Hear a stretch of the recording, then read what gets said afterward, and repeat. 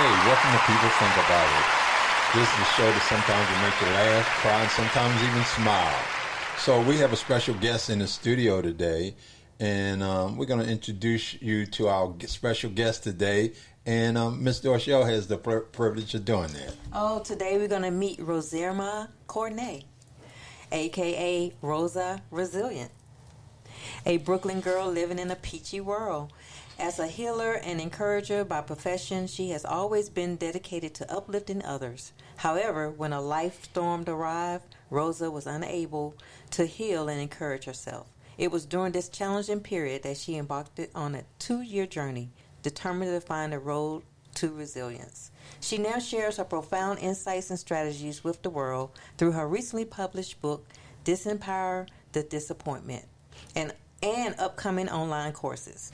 With an unwavering passion and a genuine desire to assist others in navigating their own life storms, Rosa's ultimate goal is to inspire and empower individuals, guiding them towards the transformative road of resilience. Sounds good. Great that you're here today. Thank How are you so doing? much. I'm doing great. How about yourself? We welcome you in, Miss Rosa.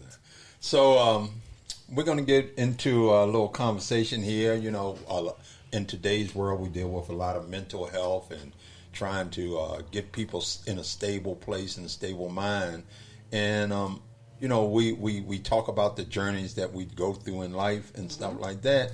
And we're going to let Miss Rosa, if we can shorten it, talk about some of the things that she's experienced and what made her write this book and what is her purpose in life. Yes. Okay, you guys, you go. The mic is yours.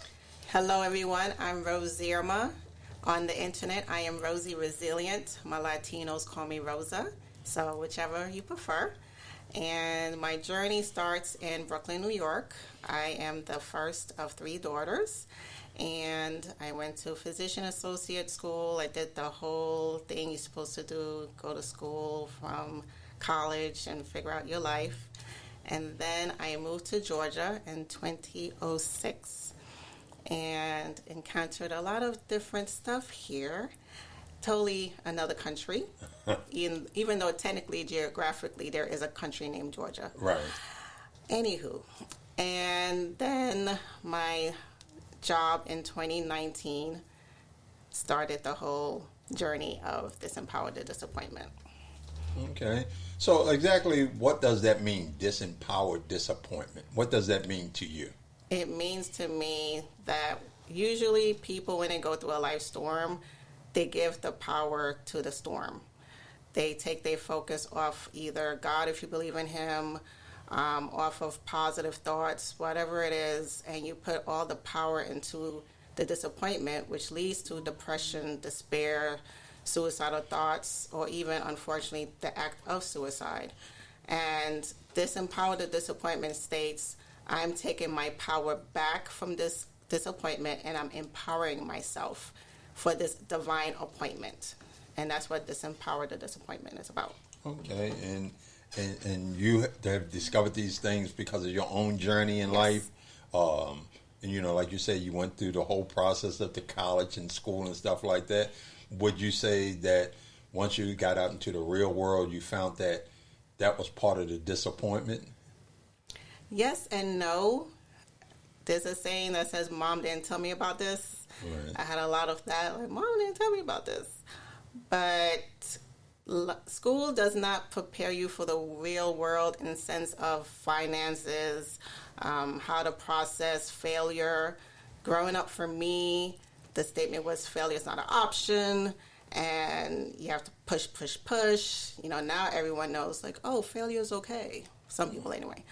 But back in the day, for me, I grew up in a very strict household. I'm descent of Haiti, to my Haitians, my Zos. And so from my mom, beautiful mom, however, she was yes and no. And she was very strict. If it's not an A and a B, then anything less than a yes. So anything less than a B was an F. So I put myself on that standard for myself in life with everything. So I didn't know how to compartmentalize all that. So the thing is, I like when I look at life and disappointments, and one of the things that I've learned to encourage myself is like when people use the word "I lost" or "I quit" or something like. I say the L is for a lesson. It's not you don't lose in life. You learn something. So even through the disappointment, you have to process it. What did I learn? And I think that a lot of people that go through disappointment, like you say, they hold on to that disappointment and allow that disappointment to beat down on them. Correct. Instead of saying, hey, what is the lesson in this disappointment? Because in life, there's always a lesson in something, and that lesson is designed for you, not for somebody else. It's designed for you. So sometimes you have to sit back and say, what did I learn in that disappointment moment? So in saying that, you have to, once you realize the disappointment, you have to find the encouragement for improvement, right? And so how do you go about suggesting to someone how to go about finding the improvement so you don't linger in that disappointment? First, I say fill out your emotions. It is okay not to be okay. There's this term called toxic positivity, where people, when they hear something and I'm a Christian, so I love everything Jesus. However, there's a time and a place for everything. Exactly. And if you hear bad news, it's not, oh, God's going to bless you, like everything's going to be okay. I don't want that right now. Right. I want a listening ear. I want silence. Like I share in my book about the story of Job. When his friends came, it was 7 days of silence. All they did was just be present. And that's what a friend needs at the time, is just silence, just listen, and let me vent, let me cry. Just give me a time allotted. Right, the Clearly, space you need. Yes. Clearly, if it's, longer than 3-6 months, you probably need counseling. But, there's a time frame for the tears and all that to fill out the emotions. And then once you fill them out, then the next stage is like, okay, let me sit down and look at this. What can I do?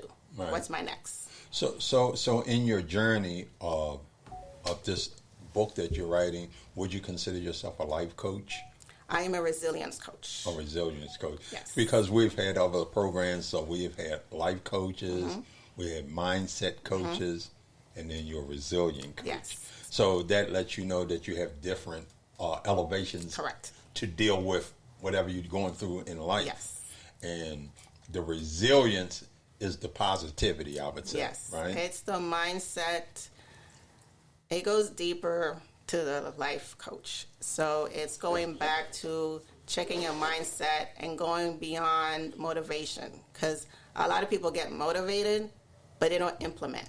So I want to pass motivation and change your mindset so you implement everything that I'm sharing with you, so then you can have transformation. Okay.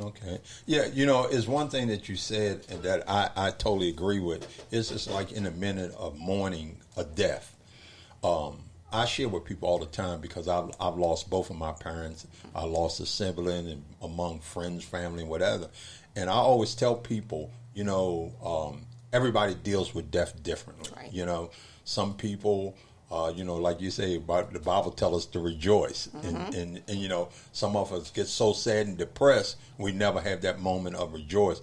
And one thing I never understood is that even in death, most people will say that person's in a better place.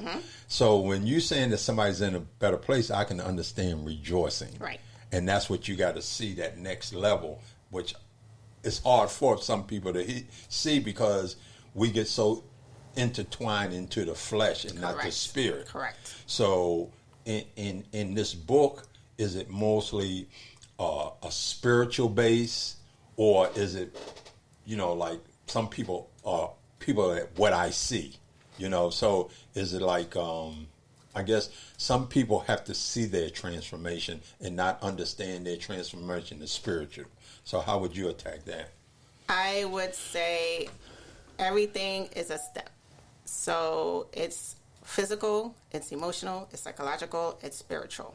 I deal with all aspects in the book because even during the 2 years, I had my own battle with God in the sense of I turned away from him because, as I said, once again, the story of Job. If you don't know this book in the Bible, oh my God, read it. But the main thing is, in life, you have to go towards God, even in the mess. Hence, Resilience Coach and my podcast, The Palm Tree. If you know anything about a palm tree, in a storm, it bends, but after the storm, it doesn't break. If you see oak trees in a storm, it gets uprooted.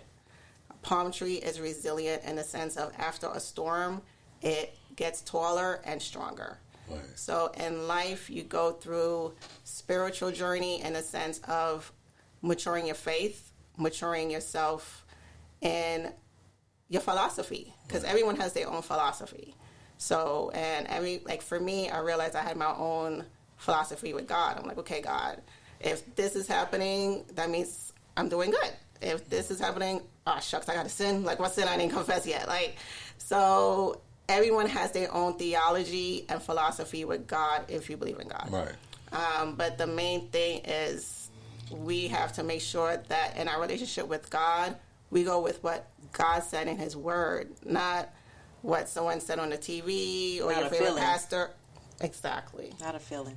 Now, my question to you is, what if you've been disappointed in something? Like something, I'm pretty much, your story is like my story. I did not like getting whippings when I was little. I did not like getting chastised when I was little because I felt like I did something so wrong that I had to get a beating but it made me feel horrible. So then I would internalize it, and it bothered me, and I wanted to know, what can I do to get better? Right. So would you tell someone who is struggling with being hard on themselves and don't know how to come out of it? And you know what I mean? Yeah, you can vent to a friend, but it's you internally. It's like, I'm so hard on myself. So how do you help somebody who's just, anything could just, like for instance, if I'm at work and I tell somebody, this is not right. That bothered that person. They'll come back to me the next day and say, that really hurt me. But I'm like, no, don't, it was a learning experience. But how do you really deal with it when it's you and your personal self? Once again, self-awareness, because I dealt with that. And that deals with perfectionism. It deals with, as you said, in school, you're not taught criticism, a.k.a. feedback. Right. And there's two types of criticism. There's constructive and there's destructive. So many people just look at criticism as destructive. Right. And it's not. Exactly. It's constructive. Because some people feel like you're attacking them. Exactly. So it comes from the mindset of your inner child, which is, I'm about to go left, I'll bring it back. But everyone has an inner child that's not healed yet. So the person who's getting bothered, getting offended, getting triggered, that's that inner child responding.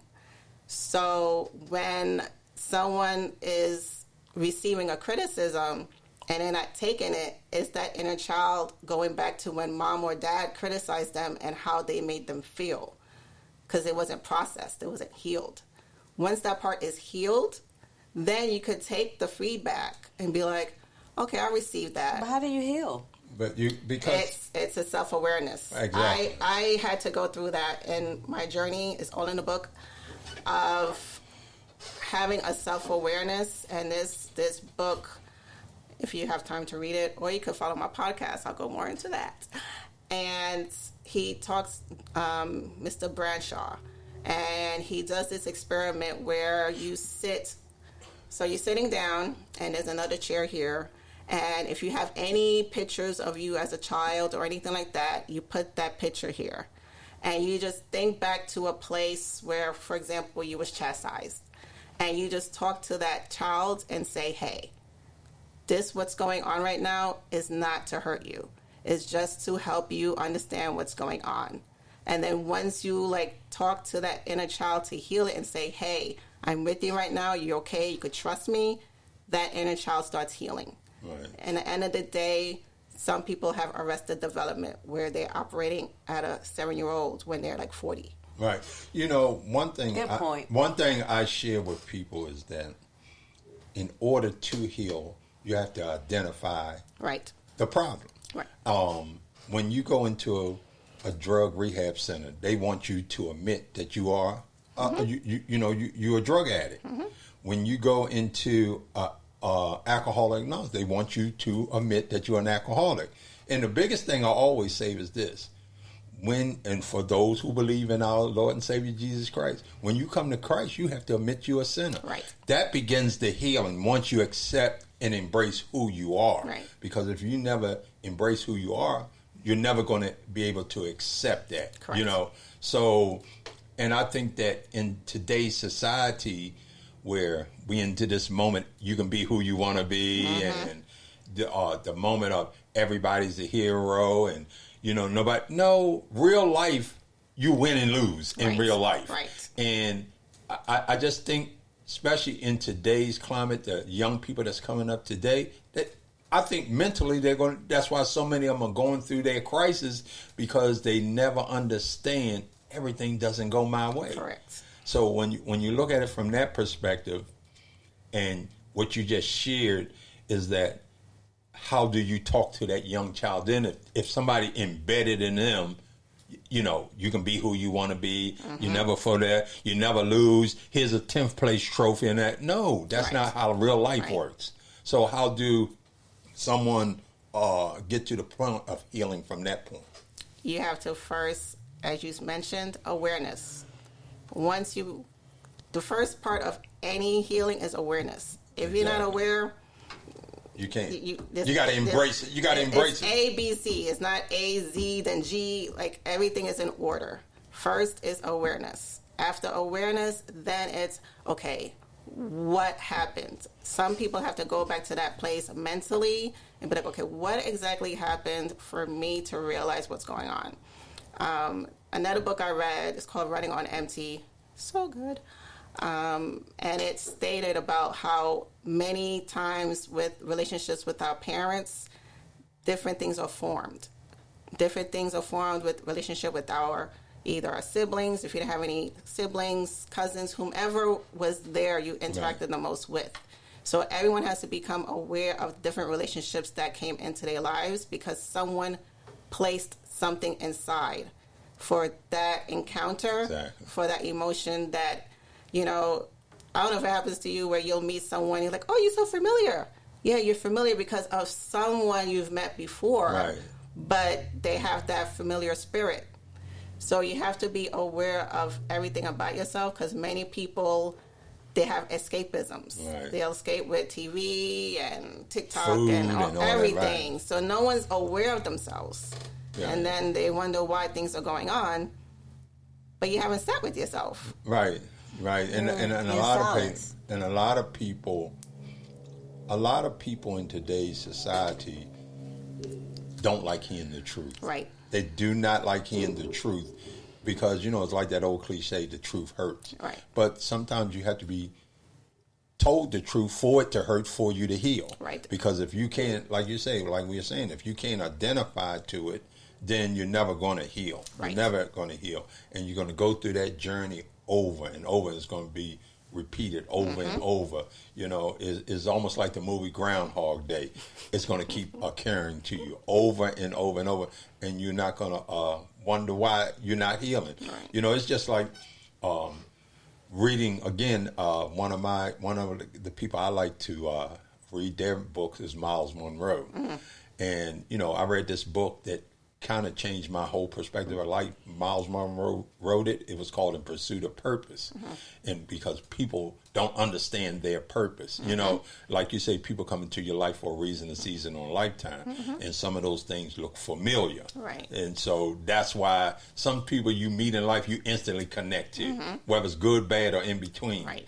Because it's so familiar. Correct. And then even the people you meet in life, good, bad, or in between, if that is a negative response, that same person going to make you act that same way, that same action. Right. So I truly believe in that you strongly have to identify, just like people know their highs, they have to know their lows. They have to know their in-between. Right. They have to know, hey, I can't tolerate this. Right. Or I can't tolerate that. You know what? This is not the place for that. Right. And you have to do what's comfortable for you. Correct. You know, because trying to please other people is probably one of the hardest things in the world to do. And, you know, that's a tough thing. That's another question I'd like to ask you, Rosa. Let's say you have an issue or you went through these trials and tribulations, and then you see one of your friends and they're like, well, what happened? I mean, do you really concern yourself with the status that you were in before? Then you didn't change to a new... Like, well, I'm sure going from being whatever you were to writing a book, did you get a lot of people... Did a lot of people support that? No. Oh, and how did you feel about that? No support from your tribe? So, as the statement is floating right now, move in silence. I wrote the book, and the dedication, I mentioned 3 people. Those were my 3 people who knew I was writing this book, besides God. I shared it with one person because they were an author, so I wanted to get their field, and they said they didn't like it. They did not? Did not like it. I asked for feedback, so I was welcoming the criticism, and I just don't like it. No problem. So I stopped. Yeah. I stopped writing. Now, why did you stop writing? Because they said they didn't like it? Okay. So Okay, mind then. you, this person is an author, wrote, I believe, 2-3 books. Right. All I've been doing is writing my journal. That's all I've been doing. Right. So here's an author who told me I don't like it and can't tell me a reason. So I'm like, you know what, whatever. It is what it is. I want to keep it in the computer. Then God told me, no, finish this book. So I finished it. Researched, joined a meetup to help me write, and then finally I was like, God, I've got nothing else to share, and sent an editor, and then the rest is history. I've had 3, I should say, feedback, maybe? That's not a good word. Comments. Okay. I'll say that, Yeah. comments. So I had the one... oh my God, why didn't you tell me you wrote this book? And I politely said, have you met you? And one person I share that with, she was like, you know what? You're right. If you share that with me, I would have been like, oh, God's going to make you strong. You're going to be okay. And I said, That's not thank what you wanted. for acknowledging that. Right. Because you acknowledging that makes me feel better, and that you heard yourself say that. So our friendship escalated. We were good. Cool. Then I had the person who just was like, oh, okay. I was like, okay. So that's that. And then few people, how are you feeling right now? And I was like, oh, okay, this is different. And I said, I'm feeling great. Like, I am in a better place. And I was like, thank you for asking. Few. So let me ask you this question. Were you more proud of yourself because of what you achieved, or were you more proud because people were acknowledging that you wrote this book? What made you feel, what put you in that comfort zone to say, hey, I know I finished my mission, because that was a mission for you? Correct. Once it got published and I got it in my hand, because it's a process to writing a book. So I wrote it. So I was like, okay, cool. I could have stopped it right there. Like, see, God, I wrote it. But I knew I had to finish it. Because it was your mission. So, right. So I learned that year to obey God. And that became my word, obey God.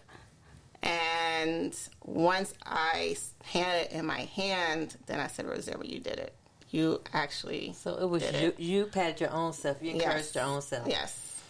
Okay. And- Without having to worry about validation from No. anybody, because you like, I did this because God helped me get through it. Right. And that's, I guess that's kind of where I'm saying is that, because a lot of people do things, and if they don't get the validation from others, they feel like they haven't succeeded. But if you know what your mission is and your purpose is, it's not about other people. Right. It's about what's been internalized within yourself. Correct. And you following your path. You Right. know, I often use the story of the Wizard of Oz. You know, you look at Dorothy, her path to get home was to stay on the yellow brick road. Right. But along the way, she got distracted, met other people that helped her get back on the road, and things like that. You know, you met the Scarecrow, you met the Tin Man, you met the Lion, and then you finally meet this wizard. But really, to me, that wizard was God showing you that, you know, when it came down to it, he told Dorothy, click your heels. You know, so whatever they wanted, the Tin Man, the Lion, the Scarecrow was already within them, and they did not realize it. Right. And so once you realize with what's in you, you're going to know that you got a journey and a path. But you know that sometimes you might get off that path, but you got to get back on that path. Right. In order to succeed what you're trying to achieve in life. Correct. So I often use that story to try to help people along, because the minute people get distracted, they just totally give up. Right. You know, and in life, when we look at it, you know, whether it's finance, whether it's where I'm living, don't look at your condition right now. Right. Look at your future. Right. You know, you place yourself where you want to be. That's where I believe, you know. Right. But in being human, we allow some of that stuff to defeat us. Right. And then you're like, why me? And the first thing you do is say, God, why me? Right. And that's because you're trying to find somebody else to blame other than yourself. Correct. Because, you know, like you say, God dwells within you. Correct. So if you're saying, God, why you do that to me? You're saying, why you do it to yourself? That's the way I look at it, you know. But also, in the end of the day, we all have to take accountability for different things in life. And many people are not accountable.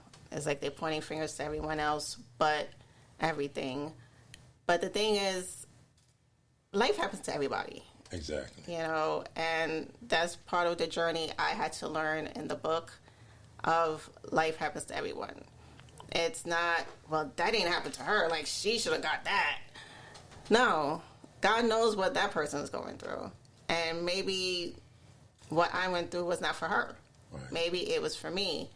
And I have a section in a book called Thank You. And I got to the place where I was like, you know what, God, thank you. Like, thank you for the layoff, because it made me the person I am today. And the 2019 version of me would not recognize me. Oh, okay. Like, I've evolved 180. So do people around you see that you have evolved? They notice it. They notice the change. Now, usually, like Dorshell say, when you change, people look at you totally different. And people... Yeah. Some flock to you, some flock away. Yes. You know, but they tend, you know, people have to understand this. People come into your life for a reason, a season, or a lifetime. Right. And, you know, one of the things is I read this book called Rich Dad, Poor Dad. And even though it was about finance and things of that nature, but one of the most empowering things that was in that book, he said, you have to figure out what's an asset and what's a liability. And I even applied it to people. Are you Facts. an asset to my life, or you're a liability to my life? And if you're a liability, I can't keep you around. Right. I will never stop loving you, but I will love you from a distance. Exactly. And that's what I always share with people. You don't have to stop loving somebody. You don't have to stop caring about somebody, but you do it from a distance. Right. Because they're a liability. Right. You know, if somebody's an asset, they're there for me to learn something Right. from. And that's what we have to understand. What's an asset, what's a liability, and you apply that whole situation in life. Right. You know, and the other thing I wanted to ask you is that, you know, in talking about this book, how long, I mean, first of all, let me ask you this, is the book on like Amazon? Just saw it. It's on Kindle? It's on Amazon, Barnes & Nobles. It's working on Audible right now. Give me time, please. And how long has this book been out? I mean, I know you said it took December. you a couple of years to write it, so it's been out since December.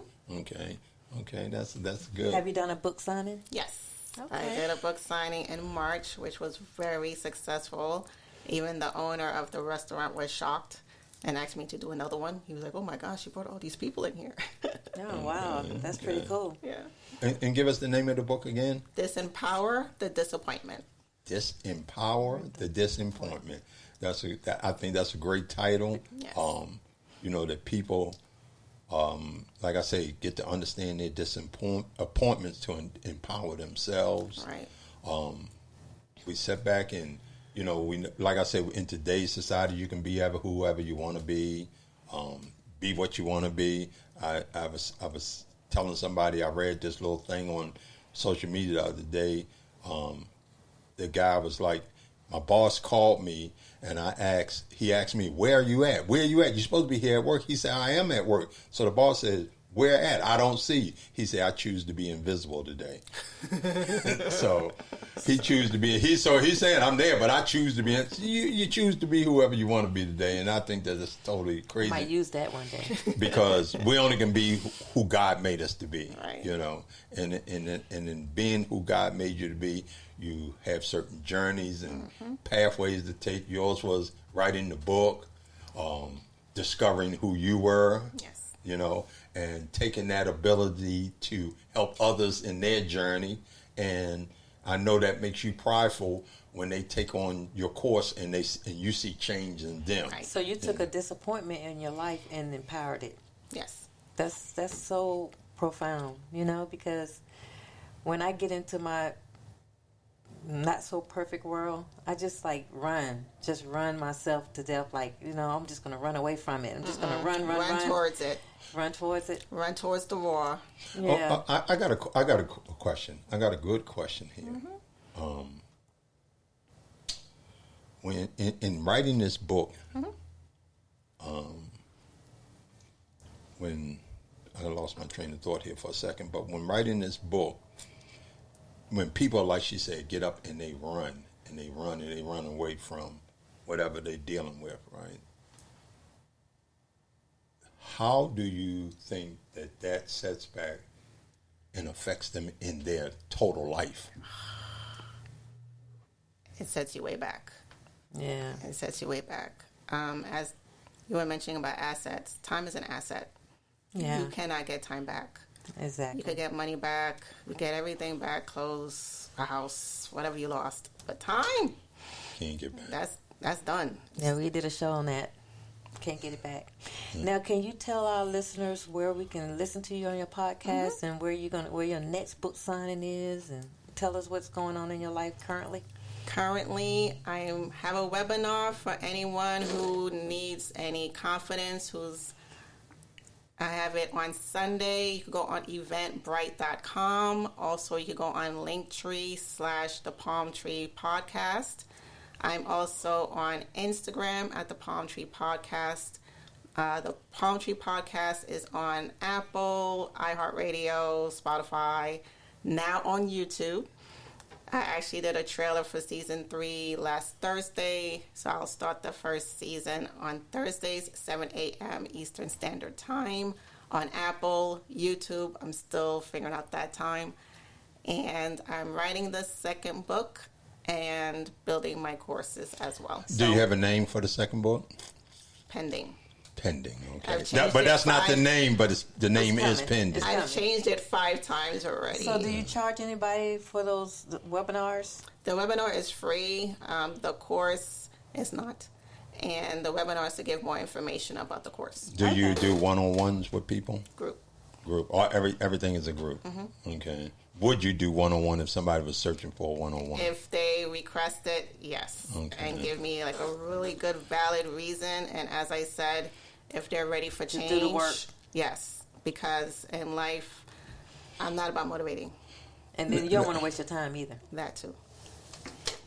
Well, look, in taking this course, and people, because the course is about change, and you see some people to take it and you don't see that change in them, or like they say, they still run from whatever that thing in life that is eating at them.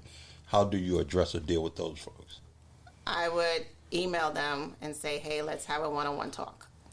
Because when you're going through a change, everything else is going to be changing around you. I did a fast of 90 days of no television. Okay. And when I turned on the television on day 91, What happened? it was so weird. I literally was like, what the hell is this Your mind nonsense? And I became turned cluttered. it off. Your mind became So cluttered. let me ask you this: in change, when the people are taking this course, should they identify the change within their self before you identify the change? Who should see the change first? Who should notice it? They're going to notice it within the first class of maybe I need to change my friends. Maybe I need to change my environment. Maybe I need to change how I speak. Because the thing I realized with my own self, I was my worst enemy. And most people don't realize your enemies are not out there.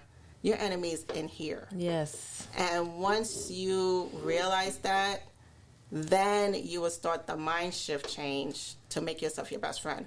Now I am my best friend. Oh my gosh. I'm just like, hey girl, yes, you winning. I'm like, what? Oh, I man. win it. Like, That's If me you- all if- day. I mean, I feel That's like, just like Muhammad Ali. I think was one of the greatest people at that, having that self-confidence. But people took it as though he was being cocky, and I looked at it because thin line. my Muhammad Ali is like one of my idols. You know what I mean? I got to meet the man and everything, and I just thought that he had enough confidence within himself that what you say don't even matter. You know, and I think that sometimes instead of people always looking for a pat on the back, if you got to take both of your hands and pat yourself on the back, don't worry about what somebody else feel and think. That's just my viewpoint. Right. Because I think that a lot of people do things looking for somebody to pat them on the back. You know. But the thing is, the reason they're looking for someone to pat them on the back because they're not patting themselves on the back. Exactly. You're your own bully. Like everyone keeps talking about, bullies, but self-critic, inner critic, all that equals bullying. Right. So we have to become aware of our own thoughts about ourselves because you project that out there. So whatever thoughts you have of yourself inside your head, you're going to receive it out there. And then you're wondering why people are seeing you that way. Have you ever thought maybe because you see yourself that way? Exactly. That's because, like with me, I share this with my children and everything. If it's not in your heart, don't do it. Right. If it's not in your heart, because you can do something for somebody and looking for that pat on the back or looking for a reward, and they might not even be the people that's going to reward you. Right. But you don't feel any guilt, shame, or disappointment if you did it from your heart. And that's because that's the God that dwells within you. But I also feel that much is given, much is received. Definitely. So I'm going to give, but much is received too. So it's like a seesaw situation in my life. If I'm doing something for a friend or family members, or I'm loving myself, then I'm gonna love myself again. I'm gonna love myself again. I'm gonna love my friends again. But if I don't see it coming back, then I'm just gonna stop. I really, and it's not about them. It's about me, right? It's because I know who I am, and that's just like why you said, my best friend is me. Right. So when I'm hurt, my best friend is hurt. Right. So I'm not gonna put myself in a situation where somebody's not treating me right. Right. Because I treat myself right. There it is. Right. Well, so I'm buying your book, girl. We want to thank you for coming in. Thank People you. Think About It. People Think About It. Our platform is a non-judgmental zone. We try to have all different kind of conversations to make awareness in people. We say people think about it is the key to an open mind. Mm-hmm. So we try to keep open-minded people in here. Yes. Some people may see it from your vision. Some people may not. But it's an open mind platform. We want to say, hey, welcome again. Thank you for coming.